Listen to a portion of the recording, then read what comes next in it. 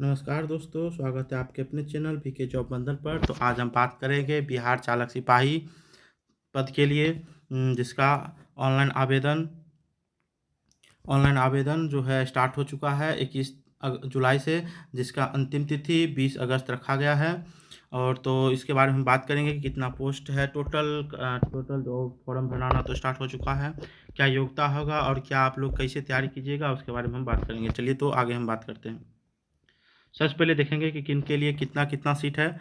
तो देख लिए, सबसे पहले यूआर की जो जनरल के कोटा के लिए है वो टोटल पोस्ट 1772 है, जिसमें महिलाओं के लिए 620 आरक्षित है। अगला हम देखेंगे ईडब्ल्यूएस के लिए 432 पोस्ट है, जिसमें महिलाओं के लिए 153 पोस्ट है, और एससी के लिए 632 पोस्ट है, जिसमें महिलाओं के लिए 221 पोस्ट है। एसटी के लिए टोटल 24 पोस्ट है, और जिसमें महिलाओं के लिए 8 पोस्ट है। ईबीसी के लिए टोटल पोस्ट 757 है, जिसमें महिलाओं के लिए 265 है, और बीसी के लिए टोटल 492 पोस्ट है, जिसमें महिलाओं के लिए 172 है, जिसमें 9 ट्रांजेस्टर के लिए भी पोस्ट है। तो आगे हम बात करेंगे पिछड़ा वर्ग की महिलाओं के लिए टोटल सीट 248 है। तो टोटल सीट इसमें 4361 पोस्ट है, जिसमें से 1439 पोस्ट महिलाओं के लिए आरक्षित है। तो चलिए आगे हम बात करते हैं। इसमें आपका शारीरिक मापदंड क्या होगा। तो सबसे पहले बात करेंगे हम जनरल कोटा के जितने भी पिछड़ा वर्ग एवं पुरुष अभ्यर्थी, मतलब जो जनरल में है, जो पिछड़े वर्ग में है, उनका न्यूनतम ऊंचाई 165 होना चाहिए, और इनका सीना जो है 81 सेंटीमीटर होना चाहिए, और 5 सेंटीमीटर फुला के 86 सेंटीमीटर पुरना चाहिए।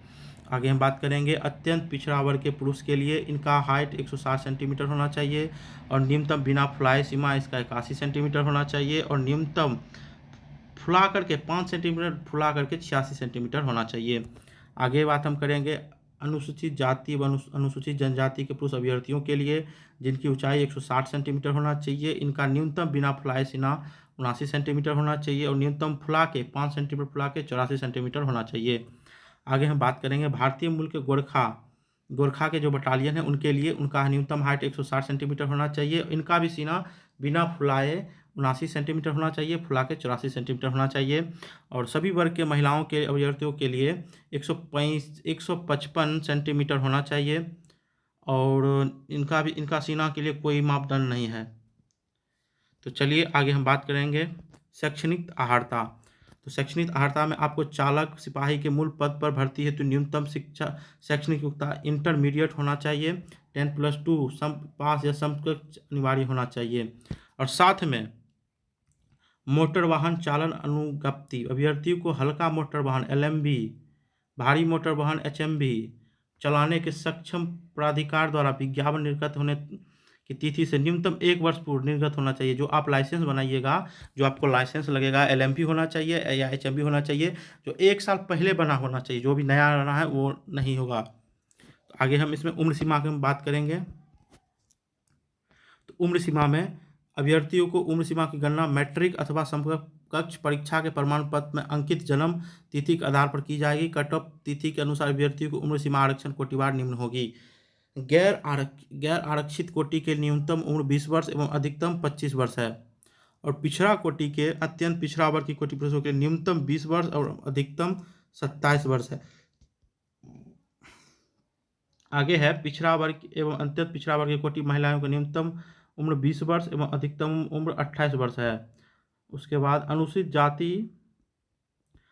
अनुसूचित जाति एवं अनुसूचित जनजाति कोटि के सभी अभ्यर्थियों एवं ट्रांसजेंडर की कोटि के अभ्यर्थियों के न्यूनतम वर्ष 20 एवं अधिकतम वर्ष 30 वर्ष है। बिहार पुलिस संगठन में चालक सिपाही के पद पूर्व में अथवा पूर्व से संविधान नियोजित अभ्यर्थियों को अधिक उम्र सीमा में संविधान नियोजन की अवधि तक छूट दी जा सकती है। आरक्षण देखिए इनमें किनको किनको दिया जाएगा। सबसे पहले आरक्षण का लाभ राज्य सरकार के प्रकाशित नियमों के अनुसार और राज्य सरकार के सक्षम स्तर के निर्गत प्रमाण पत्र के आधार पर दिया जाएगा। आवेदन पत्र में आरक्षण की दावा नहीं करने पर आरक्षण का लाभ नहीं मिलेगा। जाति के आधार पर आरक्षण का लाभ बिहार के मूल निवासी अभ्यर्थियों को ही दे होगा। आवेदन में दिया गया स्थायी पता या आरक्षण के प्रयोजन के लिए अस्थायी निवास अनुमान्य होगा। आरक्षण के लिए अभ्यर्थी के अस्थायी आवासीय प्रमाण पत्र प्रस्तुत करना अनिवार्य होगा। राज्य के इसमें देखिए, राज्य के जो बाहर के जो आरक्षण कोटि के अभ्यर्थी गणना और गैर आरक्षित सामान्य कोटि के अभ्यर्थी के रूप में की जाएगी। जो बाहर से जितना भी बिहार के बाहर के स्टूडेंट होंगे उन लोगों को जनरल से फॉर्म भरना होगा। तद अनुसार उनके लिए गैर आरक्षित सामान्य कोटि के अभ्यर्थियों के लिए निर्धारित आयु सीमा तथा अन्य आहर्तें लागू होगी। अतः अन्य राज्यों के आरक्षित कोटि अभ्यर्थी अपने आवेदन पत्र में स्वयं को गैर आरक्षित सामान्य कोटि का अभ्यर्थी घोषित करते हुए आवेदन समर्पित करेंगे, अन्यथा स्थिति में उनका आवेदन पत्र स्वतः निरस्त हो जाएगा। सामान्य प्रशासन विभाग बिहार संकल्प संख्या 12,575 दिनांक 9 जुलाई 2025 के आलोक में राज्य के मूल निवासी आरक्षित वर्ग के साथ गैर आरक्षित वर्ग को भी महिलाओं को भी संपूर्ण रूप से 35% आरक्षण अनुमान्य कराया जाएगा। 35% आरक्षण के तहत योग्य महिलाएं अभ्यर्थियों की अनुपलब्धता की स्थिति में पश्चातवर्ती भर्ती वर्ष में इन स्थिति की अग्रगति किया जाएगा। तो आपको जो महिलाएं हैं बिहार के जो मूल निवासी हैं उनको 35% आरक्षण दिया जाएगा। और साथ में जो स्वतंत्रता सेनानी है जिन्हें केंद्र द्वारा पेंशन स्वीकृत है, पोता पोती नाती नाती, उनको 2% क्षैतिज का आरक्षण दिया जाएगा। आगे हम बात करेंगे अनुसूचित जाति SC ST के अभ्यर्थियों को विविध जाति प्रमाण पत्र एवं स्थायी निवास मूल निवासी डोमिसाइल प्रमाण पत्र प्रस्तुत करना होगा। उसके बाद आगे हम बात करेंगे सबसे देखिए चयन की प्रक्रिया में सबसे प्रथम चरण जो होगा आपका वो लिखित परीक्षा होगा। लिखित परीक्षा में हम बात करेंगे पाठ्यक्रम के बारे में। पाठ्यक्रम में देखिए लिखित परीक्षा का पाठ्यक्रम सामान्य ज्ञान मुद्दों से संबंधित 60 प्रश्न होंगे।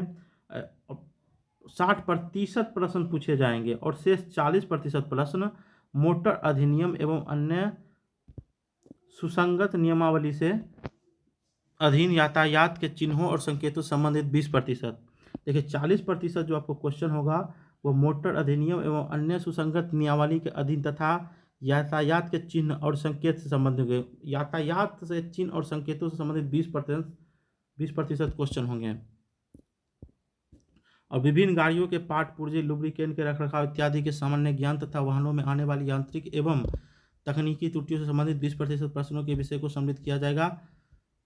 तो 100 अंक की जो परीक्षा होगी दोस्तों जान लीजिए, उसमें 60 प्रश्न आपके जीके जीएस मैथ रीजनिंग जो आपका जो सामान्य विषय होता है करंट अफेयर ये होगा। और 40% जो क्वेश्चन होगा उसमें से आपको 20% यातायात के नियमों के जो चिन्ह होते हैं उन वो होंगे क्वेश्चन। उसके बाद 20% में यातायात अधिनियम होगा, पार्ट पुर्जा का रखरखाव और लुब्रिकेंट्स, इसके बारे में आपको क्वेश्चन पूछा जाएगा। उसके बाद इसका द्वितीय चरण पीटी होगा। पीटी में आपको लिखित परीक्षा के आधार पर उम्मीदवारों को निर्धारित अनुपात में शारीरिक दक्षता परीक्षा के लिए बुलाया जाएगा। सबसे पहले देखिए जो पुरुष का जो दौड़ होगा, दौड़ उम्मीदवारों के लिए चिन्हित पात्रता सभी पुरुष के लिए आपको 1 मिनट मतलब 1.6 किलोमीटर 7 मिनट के अंदर आपको पास करना होगा। और महिलाओं के लिए भी 1 किलोमीटर की दूरी मात्र 7 मिनट में दौड़ पास करना होगा। उसके बाद हम बात करेंगे पुरुष उम्मीदवारों के लिए ऊंची कूद न्यूनतम 3 फीट 6 इंच कूदना होगा और लंबी कूद 10 फीट कूदना होगा और गोला 16 पाउंड का होगा जो 14 फीट फेंकना होगा कम से कम। उसके बाद हम महिलाओं के लिए बात करेंगे। ऊंची कूद इनका 2 फीट 6 इंच होगा और लंबी कूद 7 फीट होगा और गोला फेंक 12 पाउंड या न्यूनतम 8 फीट होगा। तो आप लोग ने देख लिया। तृतीय चरण में आपको मोटर वाहन चालन संबंधी दक्षता लिया जाएगा। शारीरिक दक्षता के सफल अभ्यर्थी को ही मोटर चालन संबंधी दक्षता जांच में सम्मिलित होने का अवसर दिया जाएगा। दक्षता परीक्षा जांच के अधिकतम अवधारित अंक 100 होगा। उम्मीदवारों के प्रदर्शन परफॉर्मेंस के आधार पर उन्हें निम्नलिखित रीति के अंक प्रदान किए जाएंगे। परीक्षा हेतु एक टेस्ट ट्रैक नीचे दर्शाए गए अनुसार जिसमें छोटी गाड़ी जीप तथा कार को AH एवं BG के रास्ते उल्टे रूप में प्रवेश कराना होगा और यातायात ट्रैक के अंदर गाड़ी के रुख बदलकर पुनः उल्टे रूप में BG एवं AH के रास्ते ही बाहर आना होगा। नोट, यदि खंभे या ट्रैक की सीमा से गाड़ी का कोई भाग स्पर्श करता है तो उम्मीदवार को अयोग्य घोषित कर दिया जाएगा। तो देख लीजिए दोस्तों, आपको जो कार और जीप को इस तरह से चलाना होगा और उल्टा। और जीप चलाने की क्षमता की जांच के लिए आपको अधिकतम 40 अंक दें जो निम्नलिखित रीति से होगा। 1 मिनट में यदि 3 गियर लगाते हैं तो आपको 40 अंक मिलेगा। 1 मिनट तक यदि 5 गियर लगाते हैं तो आपको 32 अंक मिलेगा। 1 मिनट से अधिक परंतु 2 मिनट तक 24 अंक मिलेगा और 2 मिनट से अधिक परंतु 3 मिनट तक आपको 16 अंक मिलेगा। 3 मिनट से अधिक समय लेने वाले लेने वाले अथवा 5 से अधिक गियर परिवर्तन करने वाले अभ्यर्थियों को असफल माने जाएंगे अतः उन्हें कोई अंक नहीं दिया जाएगा। कार चलाने की क्षमता की जांच के लिए अधिकतम 40 अंक होंगे जो निम्नलिखित रीति से दिए जाएंगे। 1 मिनट तक जो 3 गियर में आपको जो पार कर लीजिएगा तो आपको 40 अंक मिलेगा, और 1 मिनट तक 5 गियर लगाइए। 5 गियर लगा के अगर आप जो है ड्राइविंग पास करते हैं तो 32 नंबर मिलेगा, और 1 मिनट से अधिक परंतु 2 मिनट के अंदर यदि 5 गियर लगा के पास करते हैं तो आपको 24 नंबर मिलेगा, और 2 मिनट से अधिक परंतु 3 मिनट तक 5 गियर लगाते हैं तो आपको 16 अंक मिलेगा। तो दोस्तों आपने ये देख लिया कि आपको किस तरह से ये जो है एग्ज़ाम का जो ड्राइविंग जो टेस्ट होगा कैसे आप कीजिएगा और कितना नंबर देगा वो आपको हम यहाँ पे बता दिए हैं। तो आगे चलिए हम बात करते हैं सभी गियर बदलने। उसके बाद देखिए, सभी गियर को बदल कर बिना गियर आवाज़ के गाड़ी चलाने पर 8 अंक दिया जाएगा। गाड़ी को आगे चलाकर या चित्र 8 बनाएंगे तो 4 मिलेगा। गाड़ी को पीछे चलाते हुए 8 का चित्र बनाएंगे तो 8 अंक मिलेगा। चतुर्थ चरण होगा आपका दस्तावेज सत्यापन। तो दस्तावेज में जो आप लोग जो लगाए होंगे उसका सत्यापन होगा। उसके बाद आपका लास्ट में फाइनल आपका मेरिट आएगा जिसमें आपका सिलेक्शन हो जाएगा। तो चलिए दोस्तों, ये फॉर्म 21 से भराना स्टार्ट हो गया है, तो आप लोग जरूर भरिएगा। थैंक यू दोस्तों।